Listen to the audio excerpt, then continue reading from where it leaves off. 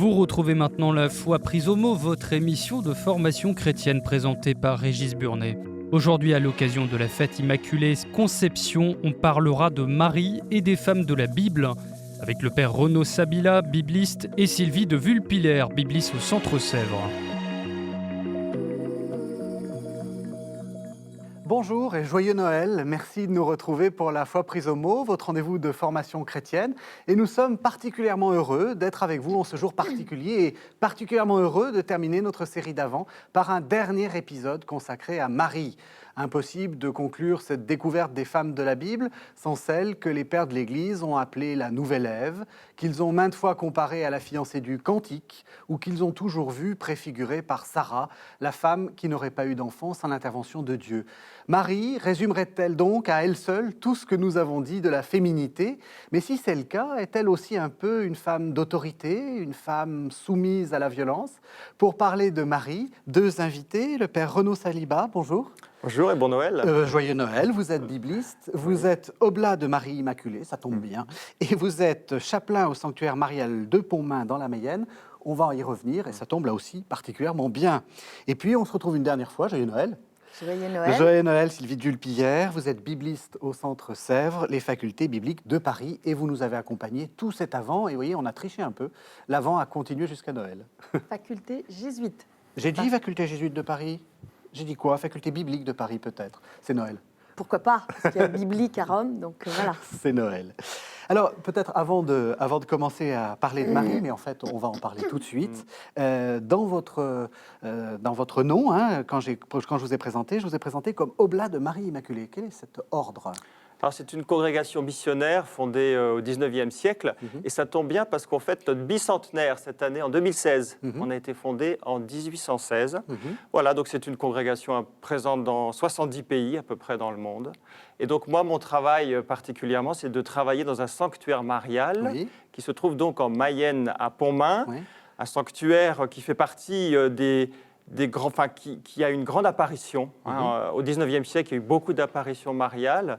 Il y a eu la Salette, il y a eu aussi Lourdes, et puis la troisième grande apparition mariale, c'est Pontmain. Il faut aussi évidemment citer la rue du Bac à Paris. Voilà, donc parler de Marie, pour moi, c'est formidable. En plus, en tant qu'oblat de Marie Immaculée, ça fait deux raisons qui me donne beaucoup de joie d'être là aujourd'hui. Oblat, ça veut dire quoi, oblat? Oblat, c'est un mot qu'on connaît, qui a plusieurs significations, enfin plusieurs utilisations. Ça veut dire offert, tout simplement. Donc, oblat de Marie Immaculée, ça veut dire qu'on s'offre à travers Marie Immaculée. Alors, lorsque je vous ai demandé, Père Renaud Sabila, de réfléchir à ces questions, c'est vraiment intéressant parce que vous nous avez proposé de reprendre, à propos de Marie, des grandes figures de l'Ancien Testament. Donc ça va faire une sorte de résumé de tout ce qu'on a dit. Peut-être ma première question, c'est pourquoi est-ce que pour vous, Marie est dans cette position de récapitulation, de reprendre ces figures-là? C'est la tradition de l'Église qui va dans ce sens-là. Très vite, et vous l'avez dit, on a parlé de la Nouvelle Ève, et on y reviendra. Pourquoi dire que Marie est la Nouvelle Ève? Et on a vu dans beaucoup de figures féminines, finalement, comme des préparations qui permettent d'éclairer et qui permettent d'amener peut-être un peu plus loin ce qui a été commencé à travers ces parcours de femmes dans tout l'Ancien Testament. Donc, en faisant cette émission, c'est-à-dire en regardant Marie à travers des figures féminines, je crois qu'on s'inscrit dans la grande tradition de l'Église et de l'exégèse biblique. Alors, on va commencer par une qu'on avait vue. Quand est-ce qu'on l'a vue, Tamar? Peut-être la première, non, peut-être la deuxième. Avec Corinne Lanoir. Avec Corinne Lanoir, c'est ça. Alors moi, je dirais pas préparation, très bien, mais c'est surtout le texte lui-même. C'est-à-dire, c'est Luc ou Matthieu qui, nous parlant de Marie, ou Jean, fait appel dans son texte à ces figures. Donc, on est un peu obligé d'aller les voir. Je ne dirais pas simplement, on lit l'Ancien Testament, pouf, on pense à Marie. Non, on lit le texte du Nouveau Testament et on voit que pour nous faire comprendre le personnage de Marie, le narrateur reprend des figures de l'Ancien Testament qui expliquent l'oblation de Marie, enfin tout ce personnage dont nous allons parler maintenant. Donc, vous voulez dire que c'est prévu par le texte lui-même. C'est-à-dire Oui. que c'est le texte lui-même qui nous petite impose d'aller... leçon d'exégèse. Allez, On petite ne leçon d'exégèse part pour pas Noël. de l'Ancien Testament pour aller vers le Nouveau. Oui. On lit le Nouveau Testament qui nous renvoie à l'Ancien. Voilà. Donc, parce que sinon, ça veut dire que tous ces personnages, eh ben, ils étaient trop courts. Heureusement qu'il y avait le Nouveau Testament. Alors, comment on peut parler à nos frères juifs? Oui. Non. Tandis que de dire à nos frères juifs, dans le Nouveau Testament, nous avons besoin des textes de l'Ancien Testament, de ces personnages extraordinaires, de toutes ces femmes dont nous avons parlé, pour comprendre ces figures du Nouveau Testament, dont celle de Marie. Là, c'est autre chose. Et je trouve qu'on respecte le texte. C'est dans le texte même que le narrateur nous renvoie à l'Ancien Testament. Donc, on ne peut pas lire le Nouveau Testament sans lire l'Ancien. Vous êtes d'accord? Oui, c'est le mouvement de la typologie, c'est-à-dire que Voilà. ceux qui ont écrit le Nouveau Testament avaient déjà des types qui les ont aidés à comprendre en profondeur Marie. Mais cette typologie ne s'est pas arrêtée à l'écriture du Nouveau Testament, elle a continué après dans l'histoire de l'interprétation. Donc le mouvement a été initié par l'écriture et l'interprétation continue. Mais de fait, quand on dit préparation, j'ai pris ce mot parce qu'il est dans le catéchisme de l'Église catholique. Mais c'est vrai que je suis d'accord avec vous, il ne faut pas dire que finalement tout était absolument incomplet et que sans Marie, toutes ces figures féminines n'accomplissent rien. Oui, non, c'est ça. elles accomplissent aussi. Dans Marie, il y a peut-être quelque chose pour nous qui est plus abouti. Voilà, peut-être on pourrait dire ça. Dans une autre émission, on avait dit que, en fait, déjà l'Ancien Testament se relie lui-même. C'est-à-dire, on voit bien les psaumes, reprennent Exode, que Esther reprend, que c'est des figures donc typologiques.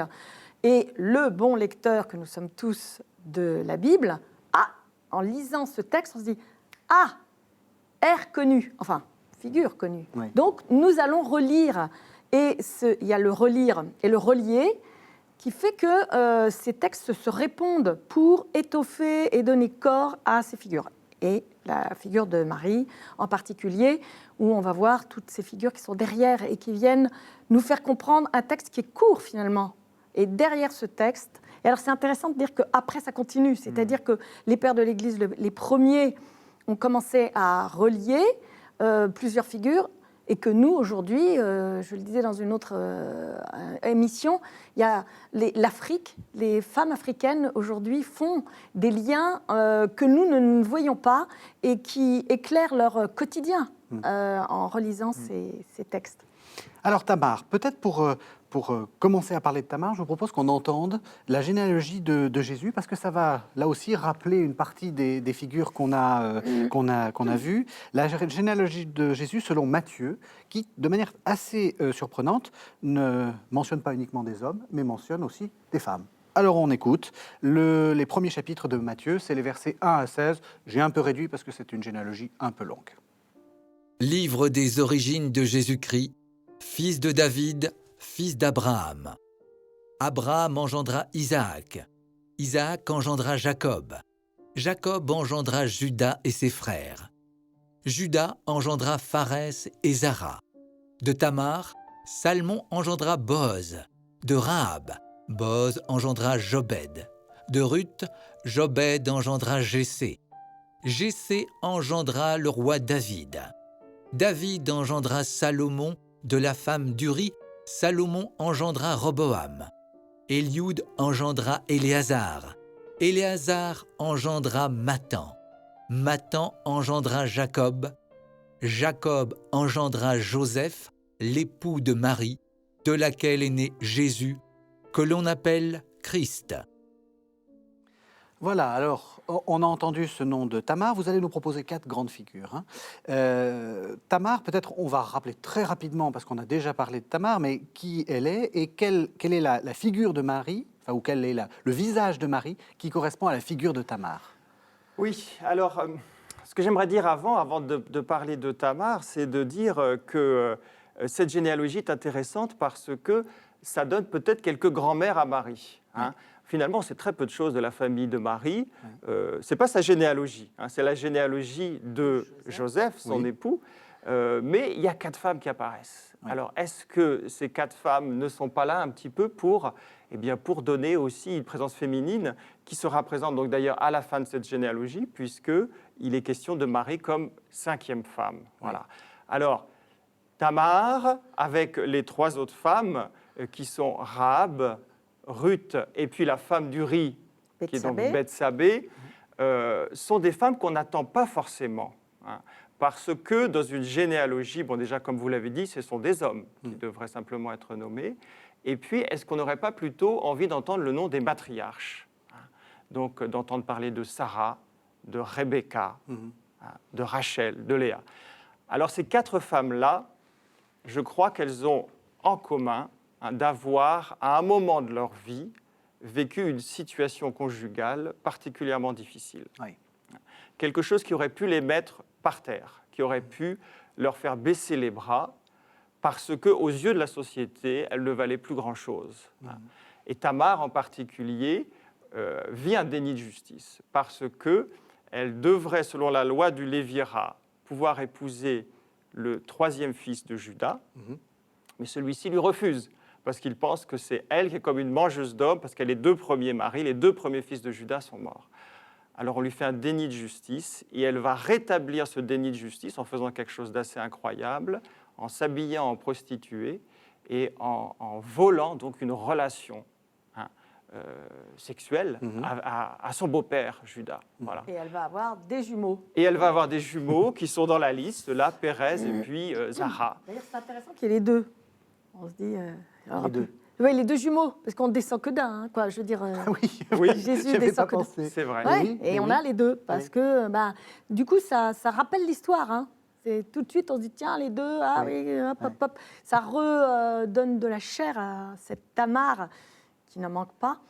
Et du coup, voilà, cette Tamar est assez extraordinaire parce que c'est une prostituée. Elle joue la prostituée.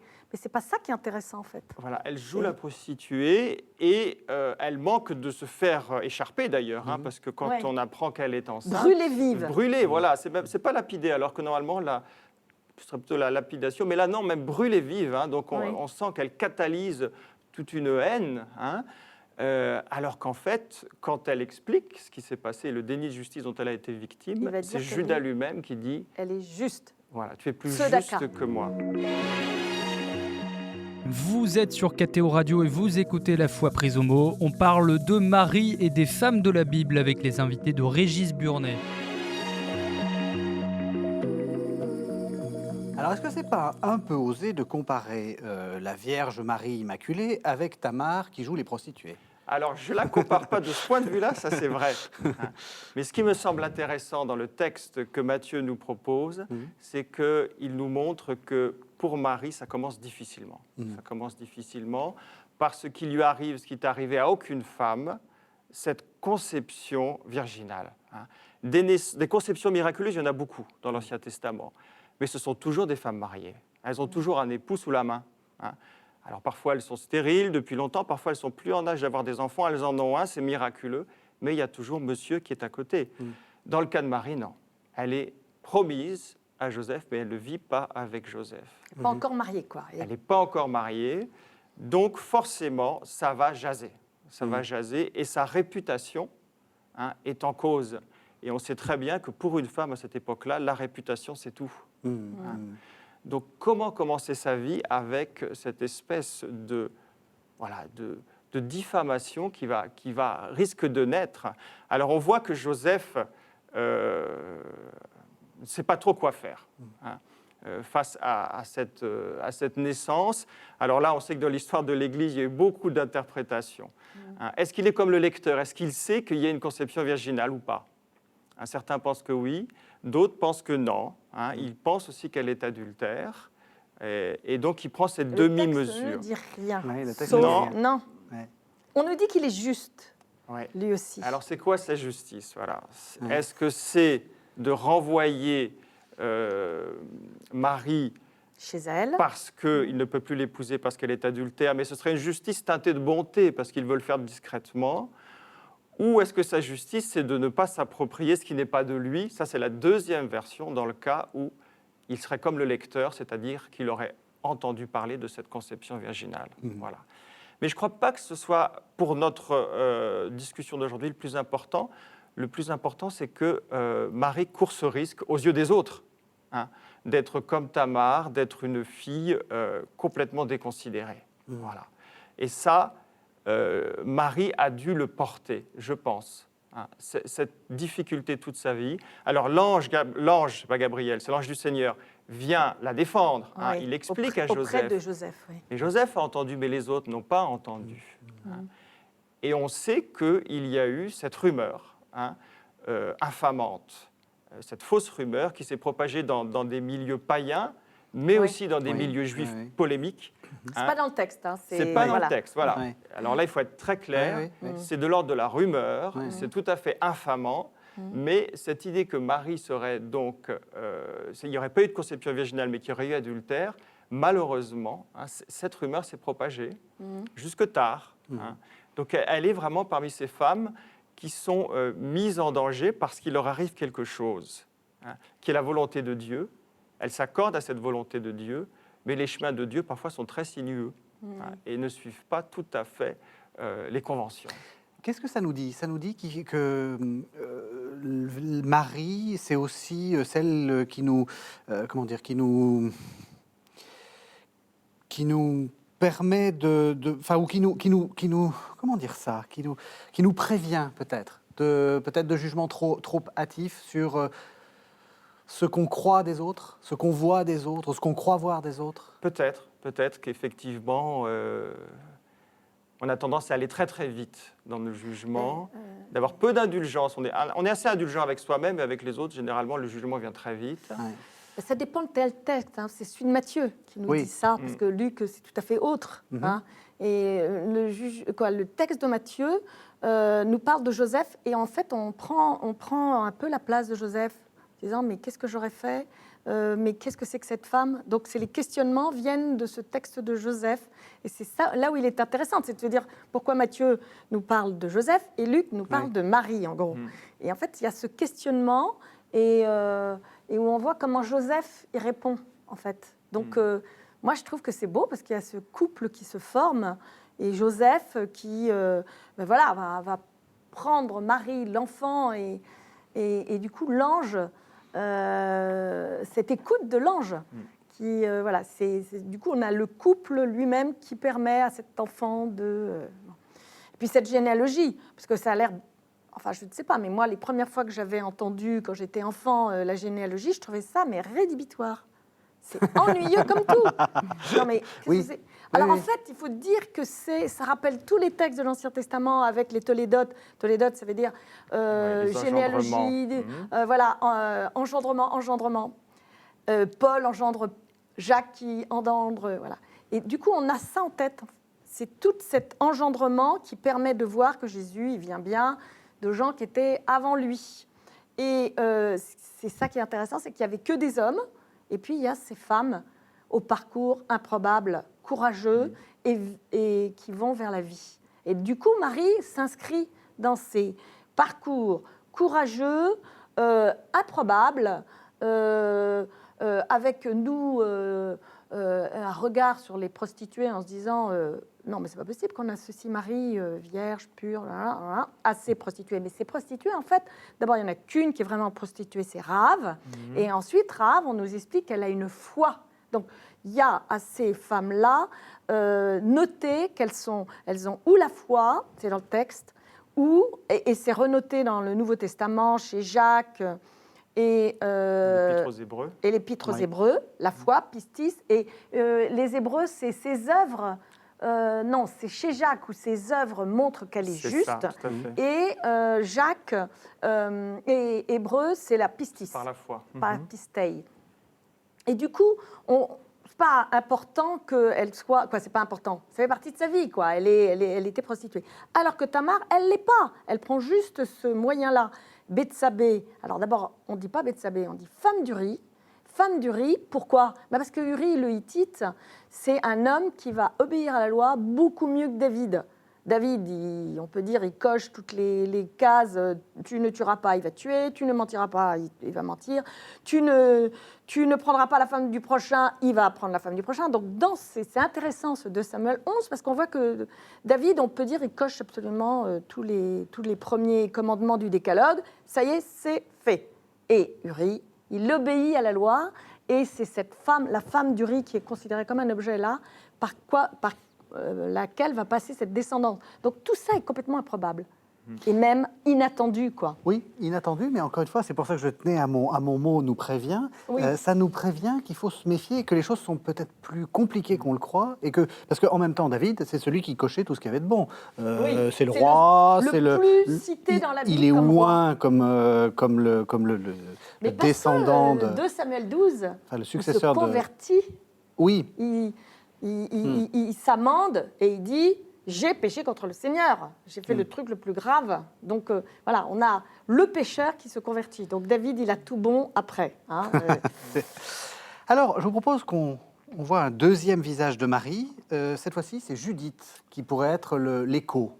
Judith ou Esther aussi. Ou Esther. Esther. Oui. Alors, je vous propose qu'on entende le texte, un texte très connu là aussi, hein, c'est l'Annonciation. On entend ça et puis après, on en discute. Le texte, c'est Luc 1, évidemment, 26-37. Voici quelle fut l'origine de Jésus-Christ. Marie, sa mère, était accordée en mariage à Joseph. Or, avant qu'ils aient habité ensemble, elle se trouva enceinte par le fait de l'Esprit Saint. Joseph, son époux, qui était un homme juste et ne voulait pas la diffamer publiquement, résolut de la répudier secrètement.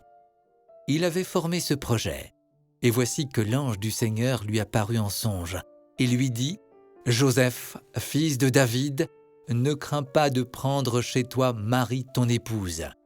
Ce qui a été engendré en elle vient de l'Esprit Saint, et elle enfantera un fils auquel tu donneras le nom de Jésus, car c'est lui qui sauvera son peuple de ses péchés. » Tout cela arriva pour que s'accomplisse ce que le Seigneur avait dit par le prophète. Voici que la Vierge concevra et enfantera un fils auquel on donnera le nom d'Emmanuel, ce qui se traduit « Dieu avec nous ». À son réveil, Joseph fit ce que l'ange du Seigneur lui avait prescrit. Il prit chez lui son épouse, mais il ne la connut pas jusqu'à ce qu'elle eût enfanté un fils auquel il donna le nom de Jésus. Ce deuxième visage, j'ai hésité entre Judith et Esther. On va prendre Esther. C'est la femme qui sauve son peuple, en fait. Voilà, la femme qui sauve son peuple, donc la femme active. Hein, parfois, quand on étudie l'Annonciation, la visite de l'ange Gabriel, on est plutôt dans la fille de Sion, Oui. Qui accueille son sauveur dans la joie. Réjouis-toi, pleine de grâce. Alors, c'est évidemment une belle référence, mais qui est plus pour moi dans la passivité, du coup. Là, je voudrais plutôt essayer de lire le texte en montrant que Marie est active, et qu'elle fait partie de ces femmes qui ont, à un moment donné, été la femme de la situation, celle qui a pu faire ce qu'il fallait pour sauver son peuple. Je crois qu'il y a un parallèle à faire entre le fiat de Marie et le fiat d'Esther, c'est-à-dire le moment où elle dit oui. Alors, rappelez-nous un peu l'histoire d'Esther. Alors, l'histoire d'Esther, donc, c'est un conte qui se situe donc dans le royaume de Perse. On ne va pas trop chercher à mettre des dates, mais c'est évidemment après le retour d'exil. Et donc, Esther, c'est une orpheline qui est recueillie par son cousin, qui l'adopte. Alors, elle est très belle. Elle est très belle, et quand le roi Xerxès veut renouveler son harem, eh bien, il va rechercher toutes les jolies filles du royaume.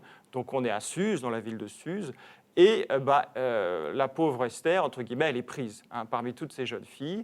Et donc, elle se retrouve dans le harem, et elle fait tout le parcours que font les jeunes filles. Elle se retrouve donc dans le lit du roi, elle plaît au roi, et il en fait sa reine. Voilà. Alors, voilà, c'est une histoire, on ne voit pas trop où ça nous mène, mais l'intrigue se noue quand le grand vizir, cet affreux chenapan, Aman, décide, par orgueil, parce qu'il a un différend avec Mardoché, décide d'exterminer tous les Juifs. Voilà. Et à ce moment-là, Mardoché, donc qui a le cousin, l'oncle. donc, oncle, cousin, oui, oncle. va voir Esther. Enfin, il ne peut pas la voir parce qu'il n'a pas accès au harem, évidemment. Elle est devenue sacrée. Il lui fait savoir cette décision terrible et il lui fait comprendre que c'est elle qui va pouvoir faire quelque chose. Voilà. Intervenir. Qui va pouvoir intervenir. Et là, Esther, eh bien, il lui dit, tu dois sauver ton peuple. Alors, c'est un petit peu dur parce qu'elle a quand même été mise dans le lit de ce goy, hein, de ce roi perse, et tout d'un coup, elle doit sauver son peuple, quoi. Et Mardochée essaye de la convaincre. Hein. Il utilise plusieurs arguments. Il dit, ne crois pas que tu seras tranquille parce que tu es l'épouse, toi aussi tu y passeras, alors qu'en fait elle est incognito. Hein. Peut-être qu'elle pourrait échapper à l'extermination. Et puis il lui dit, mais tu sais, si tu réponds pas, peut-être le Seigneur en prendra une autre. Hein. Et puis troisième argument, il lui dit, mais quand même réfléchis. Tout ce qui t'est arrivé, c'est pas, est-ce que ce serait pas pour que tu interviennes? Est-ce qu'il n'y a pas eu une préparation? Voilà. Et là, Esther jeûne pendant 3 jours et elle dit, eh bien, j'irai vers le roi et je mourrai peut-être parce qu'on n'avait pas le droit d'aller vers le roi sans y être invité. Donc elle prend un risque. Elle a un vrai oui, hein, en acceptant toutes les conséquences. Avec la prière, la fameuse prière avec d'Esther. Une prière, oui. Voilà. Alors j'aime bien votre lecture parce que Esther, c'est vraiment l'héroïne juive. Enfin, je veux dire, c'est celle qu'on fête lors de la fête de Pourim. C'est vraiment l'héroïne juive par excellence. J'aime bien votre lecture parce que Marie, c'est notre héroïne à nous. Alors, est-ce qu'on peut la lire comme ça? Je crois que oui. Oui, Hein. oui, Alors, si on reprend un petit peu l'annonciation, bon, de fait, il y a le message de la salutation de l'ange qui lui fait comprendre que c'est elle et pas une autre. Hein. Le mot grâce, hein, c'est pas tu es comblée de grâce, ça ne veut pas dire qu'elle est charmante, gracieuse, belle à voir, c'est-à-dire qu'elle est choisie, elle est l'élue. Donc c'est toi. Ensuite, il y a tout ce message qui est au futur. Hein. Tu enfanteras, il sera roi. Donc on voit bien que c'est une proposition. Marie n'est pas dans la position de toutes ces femmes de l'Ancien Testament qui priaient jour et nuit pour avoir un enfant. Elle n'est pas dans une situation de demande. Elle ne fait pas de prière de demande. C'est l'ange qui lui fait une demande. Et c'est à elle d'accéder, en quelque sorte, à cette demande. Mais bon, j'ai peut-être trop vu de séries américaines à la télé, mais un bon héros, c'est quelqu'un qui risque des choses. Qu'est-ce qu'elle risque ? Et quelle va être finalement cette part de risque dans sa vie? Oui, eh bien, elle le découvrira petit à petit, je crois. Hein. Elle le découvrira petit à petit. Il y a une deuxième annonciation, c'est celle que quand elle sera au temple avec Siméon. Oui, alors là, c'est plus... Et on lui dit que ça ne va pas bien se passer quand même. Hein. Là, mais là, déjà, elle est... pourquoi elle est... en fait, c'est « un homme ne m'a pas connu ». Hein, c'est ça, en fait, en grec, je pense, qui reprend le terme hébreu et non pas relation conjugale. Oui. Mais à l'époque, ça ne devait pas être tellement bien vu d'avoir un enfant alors qu'on est fiancé mais pas tout à fait marié, etc. Donc elle risquait des relations extra-conjugales. Voilà. Elle risquait répudiation, tout le village, le clan la montrant du doigt, lapidation, je ne sais pas... Non, elle risque énormément. Et son oui, c'est vrai, est vu en catéchisme, comme que votre oui soit oui, que votre non soit non. C'est pas mièvre du tout. Et je pense que c'est bien vu de l'associer à ce... Parce que Esther, elle tremble. Avant de rentrer là, voir le roi, elle est tremblante de peur. Et elle tremble en disant, mon Dieu, est-ce que je fais la bonne... Bon, une fois qu'elle est partie, mais elle a quand même cette hésitation. Quoi, Bon, alors là, on ne nous dit pas du tout que Marie a hésité, mais elle demande comment. Mais comment c'est possible? Alors, c'est pas comment c'est possible, comme Zacharie a demandé. Hein. Zacharie, il dit, mais attendez, c'est pas possible. Dans Zacharie, c'est « j'y crois pas ». En fait, c'est ça qu'il y a derrière quand on lit le texte. Alors que Marie, ce n'est pas ça, c'est je me renseigne. Comment c'est possible? Et ben voilà, c'est possible parce qu'à Dieu tout est possible, etc. Et là, on a le oui. Et ce que je trouve intéressant, c'est votre lecture de dire, en fait, c'est ce oui qui fait advenir. Voilà. Qui sauve le peuple. Et qui fait advenir Jésus. C'est ça, parce qu'on a tendance à trop penser que c'est automatique. Oui. Hein. L'ange elle est du déjà Seigneur, enceinte, en fait. l'ange du Seigneur apporta l'annonce à Marie et elle conçut du Saint-Esprit. Quand on récite l'Angélus, Oui. et elle conçut du Saint-Esprit, c'est un passé simple. Alors qu'en fait, l'ange du Seigneur apporta l'annonce à Marie, tu concevras, enfin, est-ce que tu acceptes de concevoir? Donc on va trop vite là-dessus, il faut laisser le temps de sentir qu'elle fait de ce projet qui lui est présenté son projet, et que ce oui la transforme un peu en héroïne. Donc moi, je la vois un petit peu, cette héroïne, dans tout de suite ce qu'elle fait après. C'est-à-dire qu'elle fait ce voyage jusque chez sa cousine Élisabeth. Ce n'est pas un petit voyage, il y a quand même à peu près 150 kilomètres.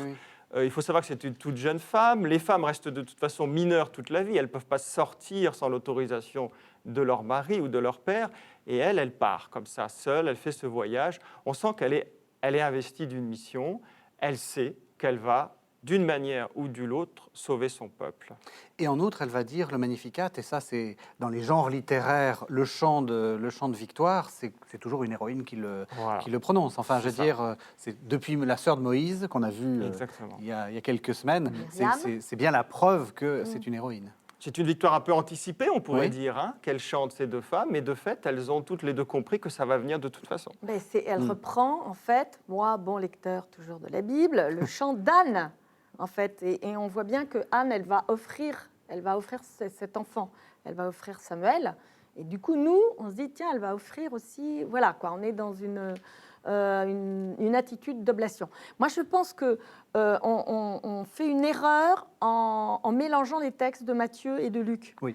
Du coup, on se dit, elle a dit oui, d'accord, mais elle n'en a même pas parlé à Matthieu, plutôt à Joseph. Alors, ce pauvre Joseph, maintenant, il est obligé de dire oui, mais il n'a pas bien compris. Donc, voilà, on fait. Il y a la lecture de Matthieu. Alors, lequel a raison? Les deux. Voilà, c'est ça. Bien sûr, les deux. Non seulement les deux, mais c'est parce que je pense que c'est une lecture historique qui veut superposer, et c'est ce qu'ont fait les pères de l'Église. Parce que l'autre jour, j'ai lu Augustin relisant Jérôme, relisant ces textes-là, et ils essayent de mettre des moments simultanés à la suite. Donc, évidemment, ça ne peut pas marcher. Donc, je pense que là, on est donc avec le oui de Marie. On va avancer par un troisième visage de Marie, et avec, là aussi c'est assez surprenant ce que vous nous proposez. Vous nous proposez une figure qui est une figure qu'on ne lit pas à première vue dans la Bible, c'est la figure de la Reine-Mère. Oui. Dans les contes, la Reine-Mère, elle n'est jamais sympa. Mais en fait, dans la Bible, elle l'est. Elle l'est, en tout cas, c'est intéressant d'étudier cette Reine-Mère. Alors d'où ça vient? Ça vient de Bethsabée. Oui. Bethsabée, donc, qui est cette épouse de David qu'il a été chercher, et qui va donc donner naissance à Salomon. Alors, on voit ça au début du livre des rois. Bethsabée apprend que Adonias, un autre fils de David, est en train de subrepticement prendre la place de David, qui est un peu au bout du rouleau, faut bien le dire. Donc, Bethsabée, qui veut que ce soit Salomon qui devienne roi, eh bien, elle va voir son époux David. Voilà. Il y a une scène où elle va demander à David en lui disant « Tu m'as promis ». D'ailleurs, je crois qu'on ne voit pas trop dans le texte où il a promis que ce soit Salomon. Bon. Et alors, ce qui est intéressant, c'est qu'à ce moment-là, elle est très différente. Quand elle se présente devant son époux, elle s'incline, elle se prosterne. Voilà. Donc, on sent que sa position d'épouse ne la met pas tellement dans une position d'autorité. Et d'ailleurs, David lui répond « Que me veux-tu » Voilà. Alors, elle arrive quand même à contrer Adonias, et c'est donc Salomon qui devient roi. Et le chapitre suivant, donc premier livre des rois, chapitre 2, maintenant, elle a changé de statut. Elle n'est plus l'épouse, elle est la mère de Salomon. Et là, il y a une scène vraiment très intéressante, parce qu'elle va de nouveau faire une demande, et son rapport avec le roi est totalement différent à ce moment-là. Qu'est-ce qui se passe? Quand Salomon voit sa maman arriver, il se lève, et c'est lui qui se prosterne devant elle. Il va chercher un siège, un trône, et il le met à sa droite et il lui dit de s'asseoir. Et là, à ce moment-là, elle peut faire sa demande, donc assise juste à côté. Donc on voit qu'il y a comme une institution qui vient de se créer, la Reine-Mère. Et quand on regarde les notices de tous les rois de Juda, donc du royaume du Sud, étonnamment, à 2 exceptions près, donc ça va de Roboam jusqu'à l'exil, jusqu'à l'arrivée de Nabuchodonosor, à 2 exceptions près, le nom de la mère est toujours nommé. Sa mère était, et on a un nom. Ce qui n'est pas le cas dans le royaume du Nord, comme si cette institution-là n'avait pas été Comme si c'était instaurée. le sud. Voilà, c'est dans le sud que ça se passe, et probablement à cause de Bethsabée. Et il y a donc un nom en hébreu, c'est la Gebira. On retrouve le mot Gibbor. Ah, voilà. Le Gibbor, c'est le courageux, fort. le costaud. Donc là, c'est la reine-mère, c'est la grande dame, la première dame, on pourrait dire presque. Ouais. Alors pourquoi pas l'épouse, on pourrait... L'épouse, pourquoi elle n'a pas une place particulière? D'abord, il y en a plusieurs. Voilà, je pense que c'est ça. Il y en avait un paquet. Salomon avait 100 femmes, 700 épouses et 300 concubines, donc ils font peut-être un peu moins bien les successeurs. Oui. Mais laquelle choisir? Eh bien, celle qui sortira du lot, ce sera celle dont l'enfant remplacera le roi. Donc au moment où elle devient veuve, elle devient en même temps reine-mère. Et là, elle exerce donc une forme d'autorité. Dès qu'elle est assise à la droite, donc elle peut glisser des conseils, elle peut faire des La demandes. sagesse. Voilà. Ah, on le sait. Mais la demande qu'elle fait est spéciale. Hein?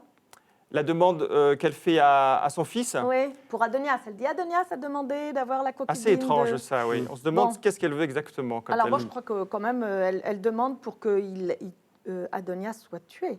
Parce que de faire une demande pareille, c'est prendre la place du roi. Ouais, Donc, ouais. C'est une intrigante aussi. C'est très machiavélique. Ouais. Oui. Et Adonias, c'est très naïf. Objet, je dirais, en 2 Samuel 11-12, puisque David va la faire chercher, etc. Alors que là, c'est une intrigante. Bon, on ne nous explique pas tellement les tenants et les aboutissants, mais bon, je n'avais pas remarqué qu'elle était donc à sa droite. Ouais. Et alors, pourquoi est-ce que Marie joue le rôle de la douairière, comme on disait autrefois? Ah oui, c'est un beau mot ça, Oui. La douairière. Alors, est-ce qu'on peut imaginer que Marie, à Cana, intercède auprès de son fils? C'est un texte qu'on connaît par cœur, mais on y revient toujours parce qu'il est très riche, c'est d'une grande profondeur théologique. Donc, cette scène où il y a des noces, Marie remarque qu'il n'y a plus de vin, et elle prend l'initiative. Est-ce que c'est à elle de le faire? Dans les commentaires, tout le monde s'étonne de ça, mais elle est juste invitée, elle n'est pas la maîtresse de maison, elle n'est pas la mère de l'époux. Elle prend la responsabilité déjà de constater, elle constate qu'il n'y a plus de vin, et elle s'adresse à Jésus en disant « Ils n'ont plus de vin ». Donc, qu'est-ce que ça veut dire? Et faites ce qu'il vous dira. Voilà, alors après, il va y avoir la réponse de Jésus, et puis elle va encore avoir une parole.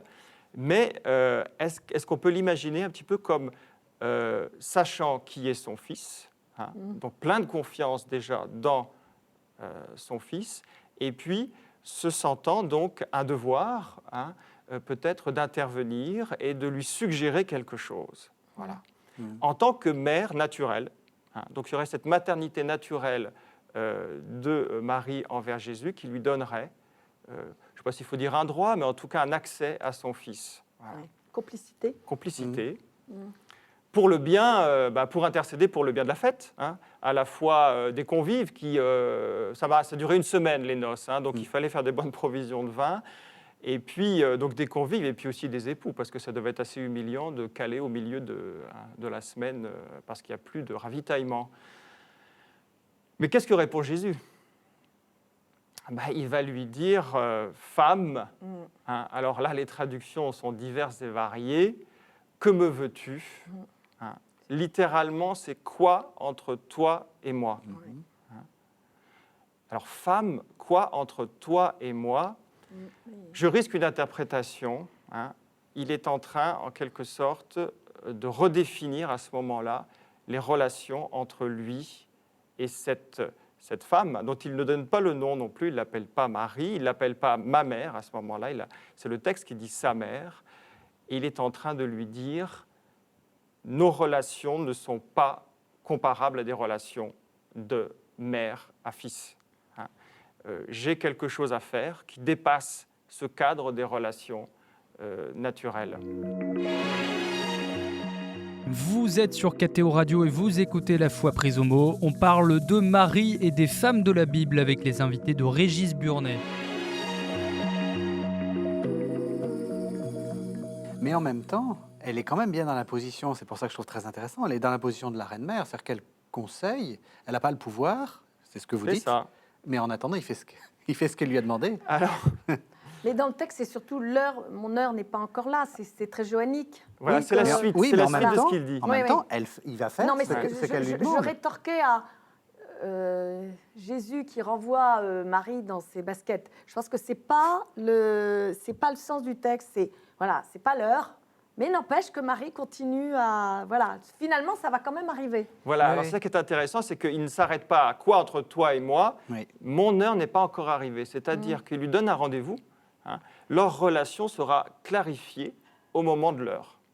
Oui. Donc moi, je le prends comme ça, ce texte. Hein. Oui. Donc il y a un rendez-vous qui est fixé et on sait que ce rendez-vous, ce sera le chapitre 19, ce sera la croix, puisque Oui. l'heure, c'est la glorification. Donc la croix n'est pas douloureuse, c'est Saint Jean, elle est glorieuse. Et c'est à ce moment-là que la relation entre ces deux-là va se clarifier. Mhm. Alors de fait, Marie n'est pas offusquée par cette... elle pourrait se sentir un peu rebutée non, elle va avoir cette phrase extraordinaire, eh bien, faites tout ce qu'il vous dira.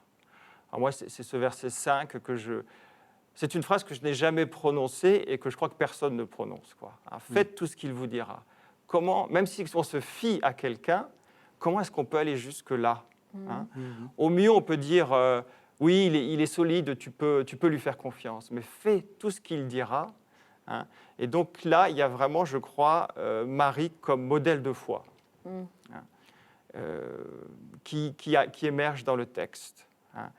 Et la place de Marie, elle sera définie donc plus tard. Il faut attendre un peu. Hein? Il faut lire tout l'évangile de Jean et arriver au chapitre 19. Et là, on aura, à mon avis, une explication. Alors, dernier visage de Marie, là aussi assez surprenant, et j'aime beaucoup votre lecture, et je suis content qu'on termine sur ce dernier visage. C'est la figure de Rachel. Alors, Rachel, vous allez peut-être nous expliquer qui elle est. Rachel, c'est la mère de la communauté. Oui, alors Rachel, on la connaît. Hein, on en a parlé tout à l'heure un peu, c'est une des matriarches. Donc, Jacob... quand il a été chez son oncle Laban, hein, il est tombé amoureux de Rachel et donc il a voulu l'épouser, mais il a dû travailler pendant 7 ans avant de l'épouser. Et là, son oncle lui joue un tour, il met dans le lit nuptial non pas Rachel, mais Léa. Voilà. Alors Rachel, moi, spontanément, j'ai toujours trouvé que c'était un peu la jolie fille qui pouvait tout se permettre parce que de toute façon, elle est jolie et puis on l'aime. Donc voilà. Mais quand on lit le texte attentivement, et la traduction juive va beaucoup plus dans ce sens-là, Rachel, c'est quand même la femme qui assume un destin tragique. Parce que quand même, le texte ne le dit pas, mais peut-être qu'elle l'aimait aussi, son Jacob. Et le voir trimer comme ça pendant 7 ans pour elle, elle attendait ce moment-là. Et il lui est volé le moment. Elle doit être partie prenante de cette ruse. Ouais, Oui. ouais. Alors que c'est la deuxième. Et Jacob aussi est le deuxième. Donc Léa aurait dû épouser Ésaü. Il y a une logique qui est rompue là. Voilà. Et puis ensuite, après, sa matrice est fermée. Elle n'arrive pas à avoir d'enfants et elle voit toutes ces femmes enfantées. Elle arrive enfin à avoir Joseph. Et puis après, un deuxième fils. Mais elle meurt en donnant naissance à son fils. Et elle l'appelle Ben-Oni, fils du deuil. Et Jacob change tout de suite le nom en disant non, ce sera fils de la droite, Benjamin. Mais quelle tragédie. Et donc, elle ne sera même pas enterrée dans le tombeau des patriarches à Hébron. Elle sera enterrée donc dans le tombeau de Rachel qui se trouve à côté de Bethléem, donc toute seule. Voilà. Et puis sa lignée, ce sera pas la lignée royale, parce que la lignée royale, on l'a vu au début, c'est celle de Judas. Et Judas, c'est un des fils de Léa. Voilà. Donc, c'est une femme qui a souffert. Et une femme qui a souffert, c'est une femme qui peut comprendre la souffrance. Voilà. Et c'est pour ça que dans la tradition juive, on appelle Rachel notre mère, et on lui confie toutes ses souffrances. On dépose ça à ses pieds parce qu'on sait qu'elle peut les comprendre. Et quelque part, être compris, c'est déjà en partie un soulagement. Et il y a évidemment dans cette phrase qu'on retrouve dans l'évangile de Matthieu aussi, mais qui est dans Jérémie, Rachel qui pleure à Rama, parce qu'elle a perdu ses enfants. C'est au moment du massacre des innocents que Matthieu reprend ça. Elle ne veut pas être consolée. Voilà. Il y a une espèce de douleur qui ne peut pas être surmontée, mais qui met en contact les personnes. en particulier, et qui va rejoindre ceux qui ressentent justement une douleur comparable. Et c'est ça que je trouve intéressant, parce que dans la tradition juive, on sait que Rachel, elle ne les a pas perdus, ses enfants, enfin, dans la Bible. Non, Mais en fait, ce qu'elle pleure, c'est tout le peuple juif, tous C'est ceux ça. qui sont morts. Donc c'est vraiment la mère par excellence. Et d'ailleurs, encore aujourd'hui, quand on va au tombeau de Rachel, on voit comment dire, la tendresse de ces pèlerinages juifs pour celle qui est un peu la mère, l'équivalent de Marie. Enfin, je veux dire, c'est leur mère. c'est ça. C'est Oui. celle avec qui on va déposer le paquet, quoi. Quand Oui. c'est trop lourd, il faut le déposer. Voilà. Oui. Et Jérémie, de fait, il ne fait pas référence à la Genèse quand il prend ça. Il fait référence à une... On pense qu'en passant, en quittant donc Jérusalem, les exilés, en allant donc vers la Babylonie, sont passés devant le tombeau de Rachel. Et donc c'est à ce moment-là qu'il y a comme elle pleure en fait l'exil. Hein. Oui. Elle pleure le peuple qui s'en va et qui va traverser donc des années noires. Hein. Et elle est avec eux. Oui. Et quelque part ça soulage. Et puis surtout, c'est la vision de cette mère qui pleure, qui veut prendre la souffrance de son enfant plutôt que de voir son enfant souffrir. On sait ça. Ça fait appel à l'expérience commune. Et cette Rachel qui a beaucoup, sans doute, pleuré en attendant d'avoir ses enfants, puis Léa, en plus, elle n'est pas tendre avec elle. Donc, il y a toute cette souffrance qui est derrière cela. Oui, c'est très beau. Et en quoi ça s'applique à Marie? Alors c'est évident, mais Alors, est-ce qu'on peut aller plus loin simplement que la mère de compassion? alors il faut regarder Marie au pied de la croix, Oui. hein, je pense. Donc c'est l'évangile de Saint Jean au chapitre 19. Alors on a tous en tête le Stabat Mater Dolorosa, hein, Lacrimosa, la mère douloureuse qui pleure. Mais quand on lit le texte de Saint Jean, on n'a pas du tout une scène où il y a de la souffrance. Hein. On n'a même pas un Jésus qui agonise. Oui.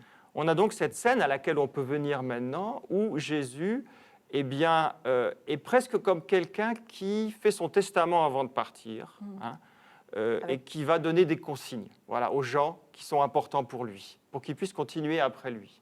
Et qui sont ces personnes importantes? Eh bien, il y a donc Marie, sa mère. Bon, elle n'est pas nommée Marie encore une fois, elle reste sans nom, la mère, sa mère. Et le disciple bien-aimé.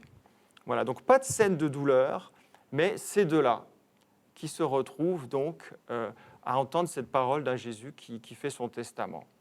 Et alors c'est là où ce qui était en suspens à Cana, à mon avis, se déboucle un petit peu.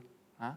C'est que cette maternité qui n'avait pas été vraiment, au moment de Cana, assumée par Jésus, la maternité maternelle. Parce que finalement, dans l'évangile de Jean, ce qui compte, ce n'est pas tellement la chair, hein, c'est renaître d'en haut. Hein. C'est ce qu'on voit dans le dialogue avec Nicodème. Donc cette maternité, elle doit devenir spirituelle. Voilà. Et donc la maternité de Marie, elle va se comprendre au pied de la croix comme une maternité ecclésiale, une maternité spirituelle. Donc, le disciple bien-aimé, qui est-il? Encore une grande question. En tout cas, c'est probablement la figure du bon disciple, le vrai disciple. Il doit donc commencer cette Église avec Marie. Alors, Marie, quelle est sa place justement dans cette Église naissante? Je crois qu'il faut laisser résonner la dernière phrase qu'elle prononce. Faites tout ce qu'il vous dira. Faites tout ce qu'il vous dira. Et qu'est-ce qu'il a dit justement Jésus? Alors, à Cana, il demande qu'on verse l'eau dans les cuves, ça c'est dans le texte de Cana. Mais après, qu'est-ce qu'il dit? C'est le commandement de l'amour. Voilà. Aimez-vous les uns les autres comme je vous ai aimé. Donc Marie a cette place dans l'Église comme celle qui va, un peu comme un poteau indicateur, toujours rappeler. Faites ce qu'il vous dit, et ce qu'il vous a dit, c'est le commandement de l'amour. Et le disciple bien-aimé, c'est celui qui peut entendre ça. Parce que le disciple bien-aimé, c'est celui qui, justement, fait. Il est bien-aimé parce qu'il est dans cette relation d'amour entre Jésus, le Père, et lui. Il faudrait regarder les versets en détail. Mais on sent que le disciple bien-aimé, c'est par l'amour qu'il se distingue. Voilà, donc on a là quelque chose qui fait naître l'Église. Ben voilà, on va finir là-dessus. Qu'est-ce que vous avez retenu de cette série? Ça a duré 5 émissions, donc 5 semaines. Je trouve que c'est très beau de terminer comme ça. Oui, avec Marie, qui en fait, le disciple que Jésus aimait, c'est aussi le lecteur en fait. À la fin de l'évangile de Jean, on se dit, mais qui c'est? C'est une espèce de tension, mais est-ce que c'est Jean? Est-ce que c'est... En fait, c'est moi qui lis le texte. Et mais Marie devient la mère de ce disciple, donc ma mère, moi, si je veux bien, hein, moi, lecteur. Et donc, elle a un rôle, parce que sinon, elle est effacée, quoi. Faites ce que Jésus veut, etc. Donc là, hop, c'est cette mère vers laquelle je peux limite parler, etc. Et qui me dit, ce que vous avez dit, faites ce qu'il vous dira. Et bien, comment je fais pour savoir ce qu'il va dire? Il faut que je me replonge dans les textes pour voir ce que Jésus nous dit. Et on a comme ça une circularité, je dirais. Donc, une circularité, Marie, Jésus, le disciple que Jésus aimait, et toutes ces femmes dont on a parlé depuis donc 5 séances, et qui voilà, nous montrent que la vie sera plus forte que toutes nos disputes, guerres ou autres voilà, drames qui peuvent parcourir nos existences. La vie sera plus forte. Voilà. Merci beaucoup. Alors, si on veut vous retrouver, c'est à Pontmain. Eh oui. Alors, ça se trouve où, Pontmain? Donc pour moi, c'est un petit peu perdu, c'est à la campagne, Oui, mais Marie est très discrète, hein, oui. donc les lieux d'apparition mariale sont généralement des lieux un petit peu à l'écart. Hein. Oui. Voilà, donc c'est dans le diocèse de Laval. Hein.